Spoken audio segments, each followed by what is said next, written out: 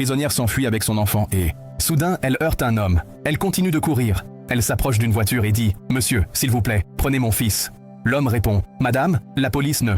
On vous cherche ?» Elle dit « Oui, je vous en prie, emmenez-le. Retrouvez-moi au parc dans 10 minutes. » L'homme demande « Mais comment savoir? Comment savoir que c'est votre fils ?» Elle dit « Faites-moi confiance. Prenez aussi ce jouet, il lui appartient. » Un garçon les désigne du doigt. Il la montre et alerte la police. La prisonnière, elle fuit, poursuivie par les policiers. L'homme, avec l'enfant, s'assoit. Dans sa voiture, il dit « Quelle confusion !» Plus tard, il dit « Eh bien, nous y voilà, au parc, en attendant ta maman. » Il reçoit un appel de sa copine. « Où es-tu? Il est déjà 11 heures et tu n'es pas là. » Il n'est pas rentré. « Viens, » il dit. « Mon amour, ne t'inquiète pas. Je serai là dans 20 minutes. » Il regarde l'enfant et dit « Si ma copine me quitte encore, ce sera ta faute ou celle de ta mère. » Soudain, la mère de l'enfant revient. « Maman est là. » Il rend l'enfant et le jouet. « Voici votre enfant et son jouet, » dit-elle. « Merci. Puis-je demander autre chose? Vous avez des vêtements de femme? J'ai besoin de me changer. » L'homme dit « J'en ai mais ce sont ceux de ma copine. Et si je te ramène chez moi, elle va se douter. » La femme implore « S'il vous plaît, aidez-moi.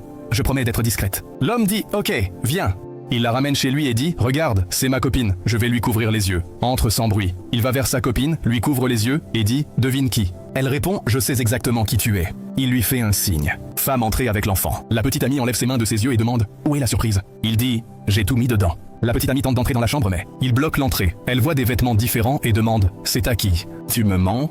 Il répond « Vous comprenez mal. » Soudain, la prisonnière arrive. La copine demande « Qui est-elle ? Et pourquoi porte-t-elle mes habits ?» La femme dit « C'est notre famille. » La copine s'exclame « C'est ça ta famille ? Je le savais. Tu n'es pas si innocent que tu sembles. Je pars. » Elle quitte furieuse. La femme dit « Je n'aurais pas dû. Vous êtes un homme bien, vous nous avez aidés. » L'homme répond « Tout va bien. » Soudain, un policier apparaît. La femme demande « Comment nous avez-vous trouvé ?» Le policier répond « Il y avait un traceur dans ce jouet. » La femme supplie « Ne faites pas ça s'il vous plaît. Je n'ai rien fait. » Le policier dit « Désolé, vous allez en prison. Ton fils ira chez papa. » L'homme dit « S'il vous plaît, elle est innocente. Ne l'emmenez pas. » Le policier dit « J'ai une seule façon d'aider. L'enfant peut rester avec vous. » La femme donne l'enfant à l'homme.